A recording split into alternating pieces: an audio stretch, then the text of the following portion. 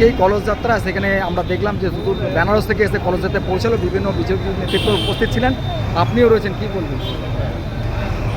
কলস যাত্রাটা এটা আপনার বেনারস থেকে শুরু হয়েছে বা আমাদের এখানে আসানসোলে অলরেডি পৌঁছেছে, এখান থেকে আমাদের দুর্গাপুরে এটা একটা ভাবাবেগ, হিন্দুদের সনাতনের ভাবাবেগ।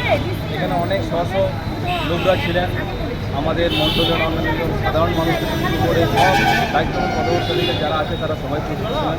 আমরা এটাকে রামদাসের এই 150 বছরের যে পূর্ণবর্তীটা হয়তো আমরা সাক্ষাৎ হয়নি, অনেক বছরের পুরনো, কিন্তু তাকে স্মরণ করে তাকে তার চিন্তা ভাবনাকে নিয়ে আমরা আগে বেরিয়ে যাচ্ছি, আমাদের সনাতন ধর্ম বেরিয়ে যাচ্ছি। তাই কলসযাত্রাটা এখন পৌঁছাবে আমরা বুঝবো, তারপর বর্ধমান, তারপরে যাবে কলকাতা, তারপর কলকাতা থেকে চলে যাবে আমাদের প্রোগ্রাম হবে আমাদের মাননীয় মুখ্যমন্ত্রী শুভেন্দু অধিকারী, ওখানে গিয়ে ওই মন্দিরে গিয়ে এটার কি নাম আপনার? আমার নাম আছে ঝুলন প্রধান, 2 নম্বর মণ্ডলে জানতে